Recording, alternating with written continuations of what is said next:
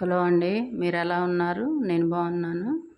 ఈరోజు మన వీడియోలో పండు మిర్చి టమాటాలు చట్నీ చూపిస్తున్నాను. ఈ పండు మిరపకాయలు టమాటా చట్నీ చాలా బాగుంటుంది. ఇవి ఇడ్లీలోకి, దోశల్లోకి, మరి చపాతీల్లోకి అన్నిటిలోకి చాలా చాలా బాగుంటుంది ఈ చట్నీ. ఇప్పుడు పండు మిర్చి వచ్చే కాలం కాబట్టి మనము ఈ పండు మిర్చితో అనేక చట్నీలు చేసుకొని మనము రెడీగా ఉంచుకోవచ్చు. అన్ని టిఫిన్స్లోకి ఈ చట్నీ చాలా బాగుంటుంది. ఇక్కడ నేను పావు కిలో పండు మిర్చి తీసుకున్నాను. వీటిని బాగా సన్నగా తరిగి మిక్సీ జార్లో వేసుకోవాలి. తర్వాత దానికి పులుపు కోసం నేను 2 టమాటాలు మాత్రమే తీసుకున్నాను. ఒక నిమ్మకాయ అంత చింతపండు తీసుకున్నా. తర్వాత ఒక 10 వెల్లుల్లి పొట్టు తీసి పక్కన పెట్టుకోవాలి. తర్వాత మిర్చి అంతా సన్నగా తరిగి మిక్సీ జార్లో వేసుకున్న తర్వాత ఈ 2 టమాటాలు కూడా సన్నగా కట్ చేసి మిక్సీ జార్లో వేసుకోవాలి. తర్వాత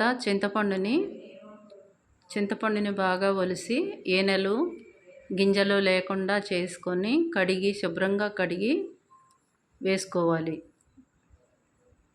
తర్వాత ఈ పొట్టు తీసిన వెల్లుల్లి సగం వరకు వేసుకొని ఒక 3 వెల్లుల్లి పక్కన పెట్టుకోవాలి. తర్వాత 2 టేబుల్ స్పూన్లు జీలకర్ర, 2 టేబుల్ స్పూన్ల సాల్ట్ వేసుకోవాలి.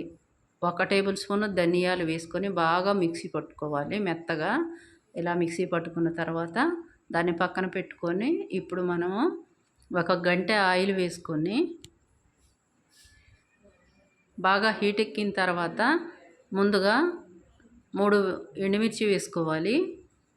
దోరగా వేగిన తర్వాత 3 వెల్లుల్లి వేసుకోవాలి. అవి దోరగా వేగిన తర్వాత ఇప్పుడు పోపు దినుసులు 1 గంటెడు పోపు దినుసులు వేసుకోవాలి. ఎందుకంటే చట్నీల్లోకి పోపు దినుసులు బాగుంటాయి, కరకరలాడుతూ చాలా బాగుంటాయి. పోపు దినుసుల వల్ల మనకి చట్నీ టేస్ట్గా ఉంటుంది.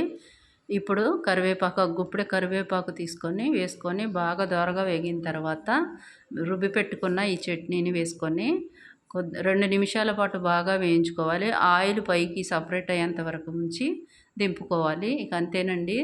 ఈ చట్నీని మరొక గిన్నెలోకి తీసుకొని రెడీ అయిపోయిందండి టేస్టీ చట్నీ. అంతేనండి.